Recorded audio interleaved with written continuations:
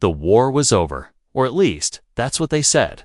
Private Mason Gray opened his eyes slowly, his body aching from the last mission. He was lying on a rough cot inside a military tent, bandages wrapped tight around his chest. Pain throbbed behind his eyes, but something else caught his attention. Someone was breathing near him, quietly, like they didn't want to be noticed. He turned his head and froze, there kneeling beside his cot was a girl, not human, not from Earth. She had pale purple skin that shimmered faintly in the light, silver hair falling over her shoulders, and strange markings on her neck. She wore almost nothing's just thin cloth, torn at the edges and metal cuffs around her wrists and ankles. Mason blinked, unsure if this was real or a dream. The girl didn't move. She was kneeling with her head down, silent, her hands resting on her thighs. She looked like a statue except for the way her shoulders trembled, ever so slightly. "What the hell?" Mason whispered, his voice hoarse.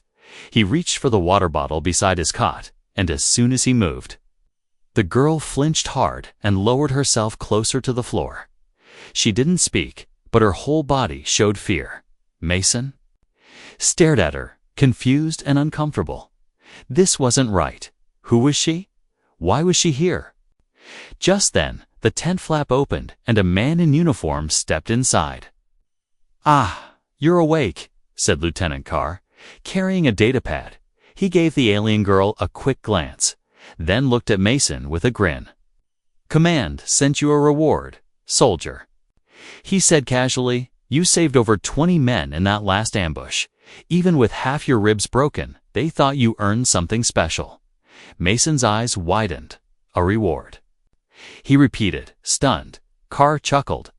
"Alien prisoner, high value. Came from one of the border colonies we just captured. No family left, marked as property." He leaned in, lowering his voice. "You don't have to worry. She's trained. Quiet, obedient, won't be any trouble." Mason's stomach twisted. He looked back at the girl. She was still shaking, her eyes now lifting just a little to look at him. Big, violet eyes, filled with fear, confusion, and shame. "I didn't ask for this," Mason said coldly. "You don't have to." Carr said, shrugging, "You earned it." And with that, he walked out, leaving silence behind. Mason sat there, breathing slowly, heart pounding. He didn't move, didn't speak.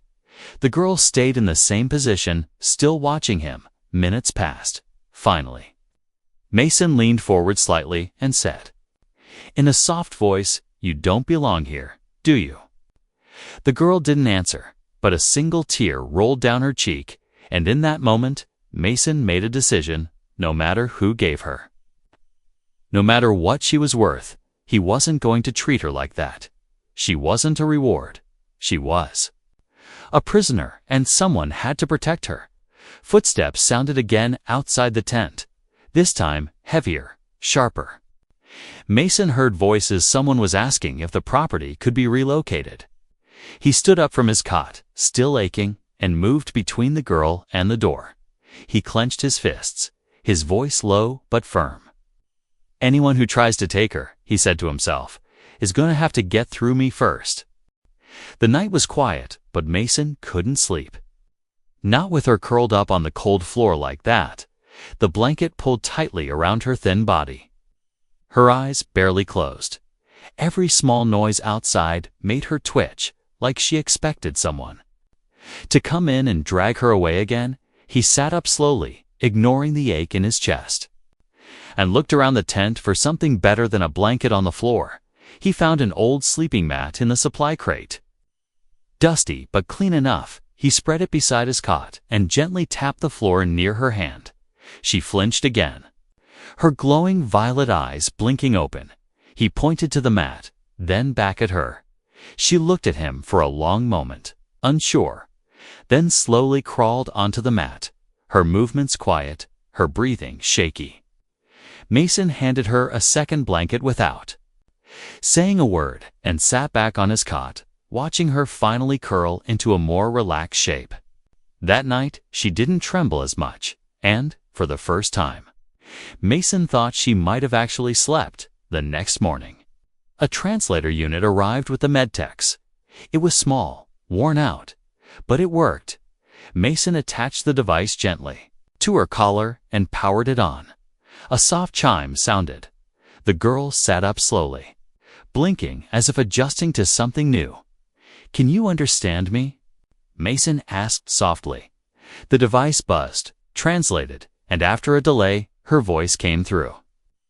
"Yes," she whispered, her voice tiny, like someone who hadn't spoken in weeks. Mason gave a small smile. "My name is Mason. Mason Gray," he said. "What's your name?" She hesitated. "They called me Unit 7, she said, her voice dull. He shook his head. "No, not what they called you," he said. "What did your parents call you?" She stared at him, lips slightly parted, like the question itself. Hurt, after a long silence, she whispered. Sarah. Mason repeated it. Slowly, carefully, Sarah. She blinked fast, like no one had said her name out loud in a very long time. He leaned back, letting the silence stay between them without pressure. Later that day, 2 officers came to the tent. Carrying papers and a data chip, they told Mason to officially sign the transfer. "Make the reward permanent," he refused. "I didn't ask for her," he said. "I won't own her." They told him it was procedure. Told him it would look bad if he rejected the gift from high command. But Mason stood his ground after they left. Sarah looked up from her corner and asked, "Why didn't you take the paper?" "Because you're not a thing," he said. "You're a person." She didn't respond. But her eyes filled with something different this time, not fear, not confusion, but something close to trust. Later, Sarah began helping around the tent, folding blankets, organizing medical supplies. Anything that let her move and stay busy. She never asked for anything, never complained. She ate silently, slept lightly, and always kept her distance from others. But when Mason would return from checkups or strategy briefings, she would always be there, quiet but waiting, like a shadow that had chosen him one night. As a storm howled outside the camp, Mason noticed her shivering again despite the blanket.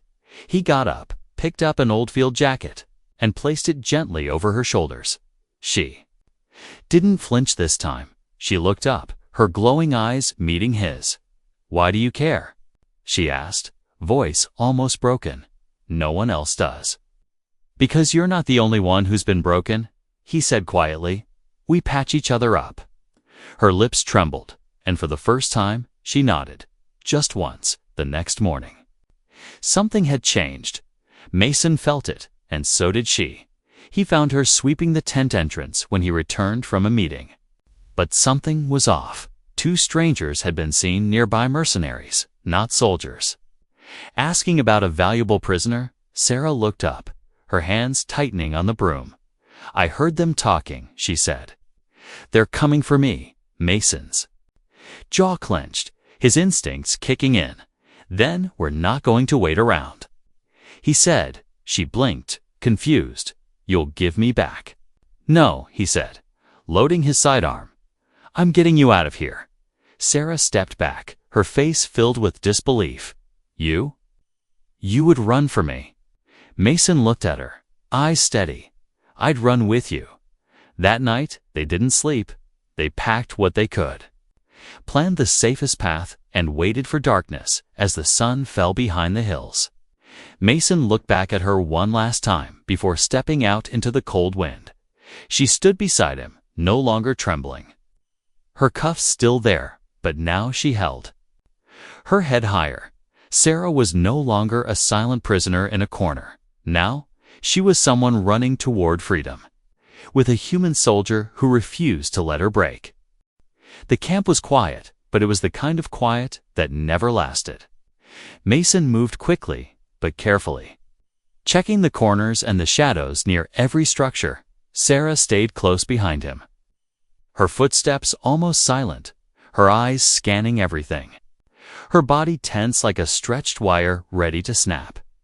They had memorized the patrol routes, counted the guards, and studied the gaps in the perimeter fence. Mason had done dozens of escape drills before, but never with someone else's life in his hands, especially not someone like her. Sarah still wore the torn cloth they had given her in captivity. But now it was covered by a long cloak Mason had stolen from the supply tent. Her cuffs clinked faintly when she moved, a reminder of the chains still wrapped around her past. As they reached the back of the camp, Mason held up a hand, signaling her to stop. 2 guards were standing near the exit gate, smoking and laughing. Quietly, they were supposed to rotate out 5 minutes ago, but they hadn't moved. Mason cursed under his breath, looked at Sarah, and nodded toward the edge of the storage units. She understood without a word and followed him, ducking low as they crept around the crates. Suddenly, a voice echoed through the air. "Hey," one of the guards said, "who's there?" Mason froze, pulled Sarah down behind a container. Boots approached, slow but alert. A flashlight beam swept over the crates, moving closer. Sarah's breathing quickened, her eyes wide with panic. Mason reached over, gently touched her hand. "Trust me," he whispered. When the guard came closer, Mason leaped from behind the crate and tackled him to the ground. The other guard reached for his blaster, but Sarah grabbed a loose rod from the side and slammed it into his leg. He dropped with a loud grunt. The noise echoed. Lights started flashing. At the far end of the camp, sirens began to rise. "They'll lock the gate," Mason said quickly. He grabbed Sarah's hand and ran. They passed the stunned guards, sprinted through the gate before it shut, and disappeared into the trees. Alarms blared behind them. But the forest swallowed the sound quickly. They ran until their legs burned, until the camp was just a distant red glow in the night. Finally, Mason stopped near a stream and dropped to one knee. Gasping for breath, Sarah collapsed beside him, her hands shaking, but her eyes bright with something new freedom. "I didn't think we'd make it," she whispered. "We're not safe yet." Mason said, "But we're free." They rested only a few minutes, then kept moving deeper into the woods. The map Mason had downloaded showed an old supply outpost 10 miles north, abandoned, forgotten, but still with shelter and maybe supplies. They moved in silence most of the night, only whispering when needed. The ground was rough, full of roots and stones, but Sarah never complained. Mason noticed her limping once and tried to stop, but she shook her head. "I've walked through worse," she said simply. As the first light of morning broke through the trees, they reached the edge of a cliff. Down below, hidden between rocks and vines, sat the rusted remains of an old outpost. Half the roof had caved in, but it was dry, and no drones seemed to be flying nearby. They climbed down carefully, helping each other over broken ground. When they finally reached the shelter, Mason pushed open the bent door and looked inside. Dust, old crates, broken furniture, but no traps, no soldiers, no alarms. "This will work," he said. Sarah stepped inside slowly, turning in a circle as if seeing something she had forgotten existed. "No bars," she whispered. "No chains on the walls." Mason looked at her and gave a tired smile. "Home sweet home," he said. They spent the next hour securing the place, blocking windows, setting up a small fire with scrap and branches. Mason found an old medkit and began cleaning his wounds, but his hands were shaking. Sarah walked over, gently took the bandages from him. "Let me," she said softly. He didn't argue. She worked in silence, cleaning and wrapping his side, her touch careful, her face calm. When she finished, she sat back and looked at him. "Why did you really take me?" she asked quietly. "Why not let them have me?" Mason thought for a moment, then answered, "Honestly, because I saw someone who didn't deserve what was happening to her, and because you looked at me like I was still human." Sarah's expression softened, and she looked down at her hands. "I used to hate your kind," she said. Your war machines, your loud voices, your weapons, but now? I'm not sure, Mason. Nodded slowly. I used to think all aliens were the enemy, he said. But now? I think you're the reason I'm still alive. A quiet moment passed between them, the fire crackling gently nearby. Outside, the forest was silent again. But this time, it didn't feel dangerous. It felt like the beginning of something neither of them could fully explain. Mason leaned back against the wall, eyes growing heavy. Sarah curled up nearby, her head resting on a folded jacket. And for the first time since the war began, they both slept in peace. The morning came slower than expected. A thick fog covered the forest. Curling through the broken windows of the ruined outpost, birds didn't sing here, and even the insects seemed to keep their distance. Mason woke first, sitting up with a sharp breath, his hand already reaching for the small weapon by his side. But no one was there, just Sarah, still sleeping beside the cold fire pit, her silver hair spread across the jacket like moonlight on stone. He stood, stretched, and winced from the pain in his ribs. The bandages held, thanks to Sarah's careful hands. He quietly stepped outside, scanning the area, listening for drones or patrols. But heard nothing, only the wind through dead leaves. They had one problem: no food, no clean water, and no working comms. Mason knew they had to move again. But his body was weak, and Sarah. He wasn't sure how much strength she had left either. She stirred not long after, rising slowly and brushing the dust off her arms. Her eyes met his, tired but calm. "You were up all night?" she asked. "Had to make sure we weren't followed." He replied. She nodded and said nothing more. They began searching the ruins together, checking crates and lockers. Most were empty or rusted shut. In a corner, Mason found a collapsed storage unit with broken rations, useless now. But Sarah called out to him from deeper inside the base. He followed her voice and found her near a cracked stone wall. Beside a strange plant growing through a hole in the floor, the leaves were thick and blue, curling like fingers. Mason frowned. "You know what this is?" She touched the edge of one leaf gently. "It's called Corthy vine," she said, "safe to eat. If you know how." Using a piece of broken metal, she cut a few leaves and showed Mason how to crush the liquid out. It was bitter, but after so long without food, even bitter felt like a feast. They ate in silence, side by side, sharing what little they had. But peace doesn't last long in war-torn places. That night, the sound came a faint hum. Like bees far away, Mason shot up, eyes wide. "Drones," he whispered. Sarah froze. The leaves in her hand slipping to the ground. "They've found us." "I don't know," he said, "but we need to move now." He rushed to pack what little gear they had, then stopped. "No, wait," he said slowly. "We can't outrun them, not in this fog." She looked at him, uncertain. "Then what?"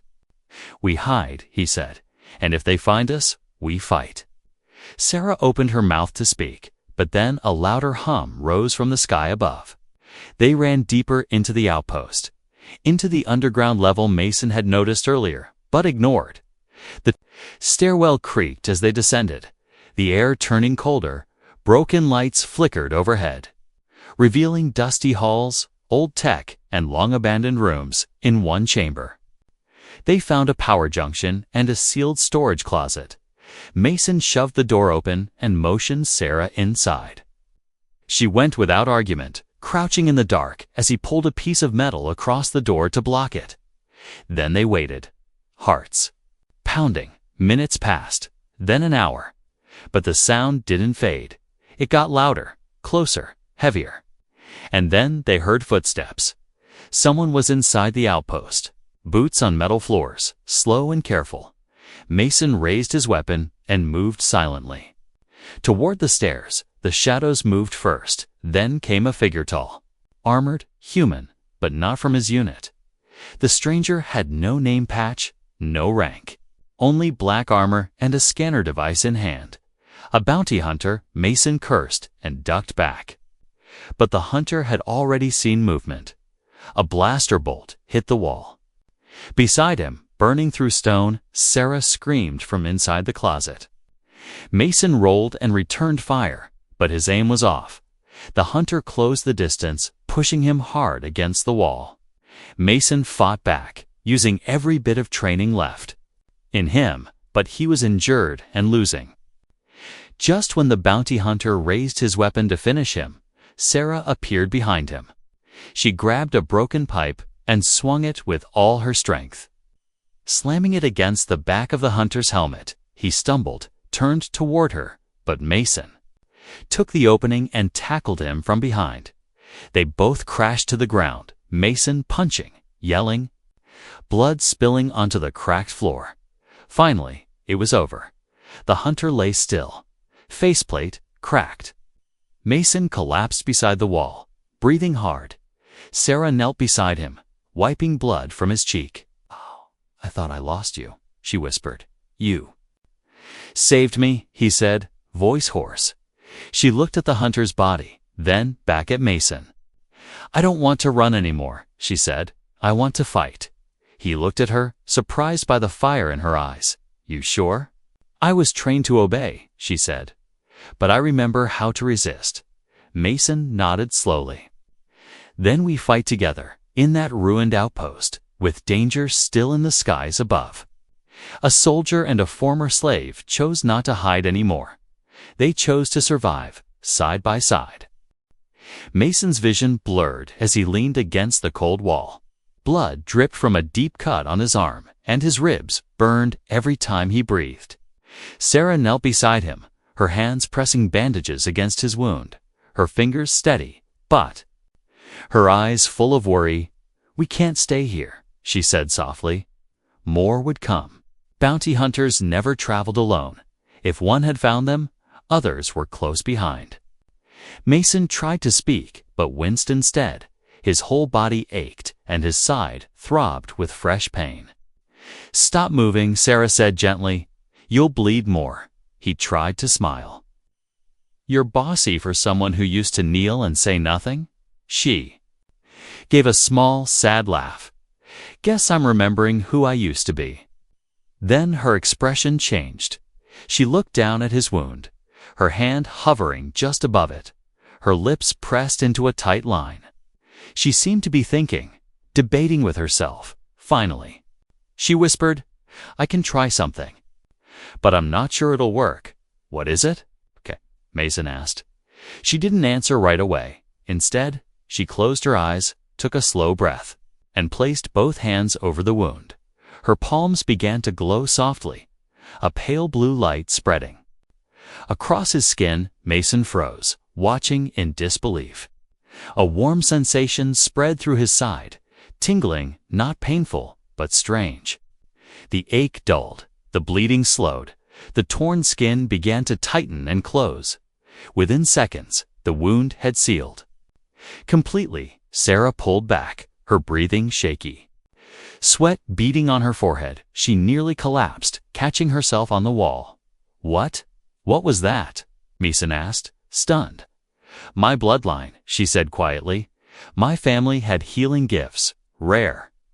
Even among my kind, they called us sacred. But when we lost the war, they called us weapons." Mason stared at her. "Does Command know you can do this?" She looked at him, eyes wide. "If they did, I wouldn't be in chains, I'd be in a lab." He understood immediately. Healing abilities like hers could change everything, especially for human soldiers, which meant people would kill to own her, or worse, to copy her. "We need to leave this planet," Mason said. "Off-world, off-grid, where no one knows who you are." Sarah nodded slowly. "But how? We don't even have a way to contact a ship." Mason stood, his body still sore, but no longer broken. "There's a smuggler's dock to Valley's West," he said. "I saw it once during a recon Renault. Maybe abandoned, but if anyone still uses it, it's our only shot." They packed quickly, taking food scraps, water, and Mason's weapon. Sarah kept her cuffs hidden under her sleeves, but the scars remained as they moved through the dense forest. Mason noticed something new about her. She didn't walk like a captive anymore. She walked like someone ready to fight back. The journey to the valley took most of the day. The sky darkened and rain began to fall. Soaking the leaves and turning the trail to mud, Sarah helped him across rough paths.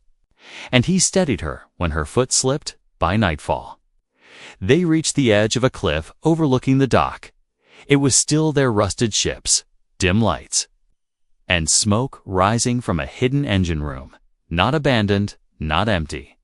Mason crouched and studied the layout. There's movement to guards, maybe more inside. Sarah looked at the ships. Then at Mason. If we can get inside one, we can escape. Too risky to go in loud, Mason said. He pointed at a drainage pipe running below the main platform. We sneak through that tit leads under the landing deck. They waited until the guards walked to the far side, then slid down the hill and crawled toward the pipe. The metal was slick and cold, the water rising fast around their knees. Inside, it was pitch black, tight, and smelled of rust and mold. But they kept moving, breath after breath, step after step. Suddenly, a voice echoed above them, movement near the pipe. Sarah grabbed Mason's arm. They saw us before Mason could answer. Blaster fire rained down near the pipe entrance, sparks flying off the metal walls. They crawled faster, heartbeats thundering. At the far end of the pipe, Mason kicked open a loose grate. They rolled out into the shadow of a docked freighter. More guards were running toward them, shouting orders. Sarah looked at the ship's open hatch. We go now. Mason nodded, firing 2 shots to slow their pursuers. They sprinted for the freighter, climbed inside, and sealed the hatch. Inside the cockpit, Mason dropped into the pilot's seat. I hope this rust bucket still flies, he muttered. Sarah pressed her hand against the control panel, and to his surprise, the ship responded, engines powering up. How I've flown one like this before, she said. My people built half of these models.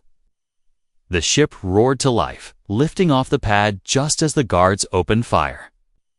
The blasts hit the hull, but they didn't break through. Within seconds, they were in the air, the dock fading behind them. Mason looked over at her. She was glowing faintly again, but not from power, from freedom. They had escaped the ground up, but the stars held their own dangers, and the chase was only just beginning. The ship trembled as it broke through the upper atmosphere. Alarms blinked red across the control panel, warning of damaged thrusters and low fuel. But they were off the planet. Finally, Sarah sat in the co-pilot seat, her hands tight on the controls. Her face was calm, but Mason could see the sweat on her forehead. He didn't blame her. The freighter was old, rusted, and barely holding together. Mason tapped the screen, searching for a safe jump point, but there was nothing nearby, only dead space, patrol routes, and pirate zones. We need somewhere to hide, he said. Sarah nodded. There's an asteroid belt near Sector 12. She said, my people used it as a trade pass. Maybe we can lose anyone following us there. Mason changed course, the ship groaning as it turned behind them. A signal pinged. Long-range scanners had locked on a bounty ship, fast and silent. Was closing in. They followed us, Mason muttered. Of course they had. Sarah was too valuable to just disappear. He checked the weapons system. Nothing but 2 old cannons and a heat shield that flickered every few seconds. We can't fight them, Sarah said, reading the screen. Not like this. I know, Mason said. We'll have to outfly them. The stars stretched around them as they entered the outer rim of the asteroid belt. Chunks of rock the size of houses floated by. Spinning slowly in deep silence, Mason flew low between them, weaving the ship through narrow gaps behind them. The bounty hunter's vessel followed, its engine glow burning bright. They're gaining, Sarah warned, her voice tense. Mason gritted his teeth. Hold on. He spun the ship through a narrow crevice between two massive asteroids, the hull scraping against stone. Sparks flew, metal screamed, but they made it through. The enemy ship hesitated, slowed, then looped around the rocks to cut them off. "They're predicting our moves," Sarah said. "They're using old Alliance tactics." Mason glanced at her. "You recognize it?" She nodded. "My brother flew that pattern." Mason narrowed his eyes. "Then, let's break the pattern." He jerked the ship hard left, straight into the densest part of the belt. Rocks flew past the windshield, spinning so close they felt like they might break through the glass. Warning alarms filled the cockpit, but Mason didn't stop. He pushed the engines, dipped low, then killed the lights. The ship fell into total darkness. Hiding among the shadows of the drifting stones, Sarah held her breath, her hand gripping Mason's arm. Seconds passed, then a minute. No more pings. No engine trail behind them. "They lost us," Mason whispered. But just as he said it, a sudden jolt shook the ship. A tracker mine had latched onto the rear hull. Sarah's eyes went wide. They planted a beacon. Mason stood up and grabbed the emergency kit. "I'll go outside and detach it." "You're still hurt," Sarah said. "I don't care," he replied, "if we don't get that thing off. We're dead." He suited up, locked the helmet, and climbed through the airlock. Cold vacuum met him as he stepped onto the outer hull, stars spinning far above. The mine blinked red. Attached near the thruster, he reached for the cutting tool, hands shaking as he worked the bolts loose. Suddenly, the ship rocked again. Sarah's voice came through the helmet speaker. "They're back, and they fired something." Mason looked up, saw a fast approaching light. No time to finish the cut. He yanked the mine free with his bare hands and threw it into space. Seconds later, it exploded midair, a bright, silent burst that echoed through his visor. He flew backward, crashing into the hole. Gasping, Sarah's voice screamed through the comms. "Mason." She opened the hatch and pulled him inside, dragging him across the floor. His chest plate was cracked, his breath shallow, but he was alive. "You idiot," she whispered, tears in her eyes. "You could have died, but I didn't," he said, forcing a grin. "And now they can't follow us." She sat beside him, shaking, holding his hand in silence. They had escaped death again, but barely. After a long quiet, Mason turned his head and said, "I'm not just doing this to keep you alive anymore." Sarah looked at him, her expression unreadable. "I think I care about you," he continued. "Not because you saved me, not because you healed me, but because you never gave up, even when you were treated like nothing." Sarah lowered her eyes, then slowly leaned closer. "And you're the first one who saw me as more than a gift in chains," she whispered. The ship floated quietly now, hidden deep within the asteroid belt. For the first time, no alarms were flashing. No one was chasing them, but in the dark, surrounded by silence, two souls sat beside each other, not master and slave, not soldier and escapee, but something new, something neither of them had ever expected to find. The stars looked peaceful from the cockpit. The ship drifted slowly within the asteroid belt, hidden behind two large rotating rocks that blocked all signals. Mason stared out the window, his body still bruised. But his mind was calm. For the first time in days, Sarah sat across from him, legs crossed, arms resting on her knees. She looked stronger now, her eyes brighter, her posture no longer stiff with fear. She wasn't the trembling girl who once knelt beside his bed. They had been floating in silence for hours. No voices, no drones, no alarms, only the hum of the ship and the beating of two hearts trying to figure out what came next. Mason finally spoke. "So what now?" Sarah didn't answer right away. She closed her eyes, took a deep breath, and then said, "There's a planet. Not on the maps anymore. It used to be a sanctuary for healers. Does it still exist?" Ati asked. "I don't know," she whispered. "But if it does, It's the one place they might not find us. Mason nodded. Then that's where we go. He stood, walked to the control panel, and began entering coordinates. Sarah moved beside him, her hand brushing against his as she reached to help. Their fingers touched, and neither of them pulled away. Before they could start the jump, a red signal blinked on the screen. Someone was trying to make contact. Mason's hand hovered over the button. "It's encrypted," he said. "But weak. They don't know we're here." "Play it," Sarah said softly. He tapped the screen, and a voice came through, crackling and distant. "This is Captain Roan of the Vortex Cruiser. To anyone receiving this, we are under attack, requesting immediate assistance in me ships approaching Colony Arc 3. Repeat, Arc 3 is under siege." Sarah looked at him. "That's a civilian colony." "I know," he said. "Families, workers. No military there." He stared at the screen, then looked at her. "We could ignore it, stay hidden." Sarah didn't say anything for a long moment. Then she spoke quietly, back in the cell. "When they gave me to you, I thought I'd never matter again, but you showed me I'm still a person. And now, maybe I want to do something that proves it." Mason looked at her, heart heavy with the weight of choice. If they went to help, they'd expose themselves again. But if they didn't, people would die. He reached for the controls.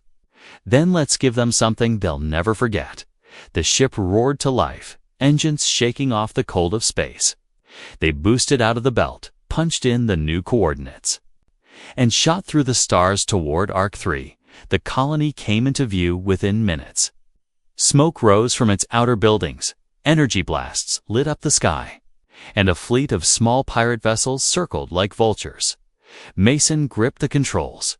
"We're outnumbered but not outmatched," Sarah said, placing her hand on the panel. A glow spread from her fingers into the ship's systems, stabilizing the shields and boosting the thrusters. Mason's eyes widened. "You can interface with the ship?" "Only when I care," she said with a small smile. They charged in, the freighter shaking as it dove between enemy vessels. Mason fired the cannons, taking out two smaller crafts, while Sarah rerouted power to shields and sensors. An explosion rocked their left wing, but they kept flying. Below them, colonists scrambled for cover. Mason hit the comms and broadcast. "This is the freighter Sarah 1, requesting evac signal. Prepare to launch survivors." "Sarah 1?" she asked, surprised. He glanced at her with a grin. "You earned the name." Together, they fought like a unit born in fire when the last pirate ship exploded. The colony below cheered, signals flashing in thanks. Mason pulled the ship into orbit and let out a long breath. "We did it." Sarah leaned back, exhausted but smiling. "Maybe now we can rest." Hours later, after dropping supplies and sending a coded message for help to the next sector, they drifted once more through the stars. Mason sat beside Sarah in the quiet, watching her gaze at the stars. "You're free now," he said. "You can go anywhere." She turned to him, her voice soft. "Freedom isn't just being unchained, it's choosing where your heart belongs." He didn't say anything, just looked at her, and she smiled. The first real smile he had ever seen from her. "I choose here," she whispered. Placing her hand over his, Mason didn't speak, but the silence between them was full of meaning. Full of things neither needed to explain anymore. The stars passed slowly outside, endless and bright. But inside the ship, two people once broken, once alone, had finally found something worth fighting for. And in a galaxy full of war, that was the rarest victory of all.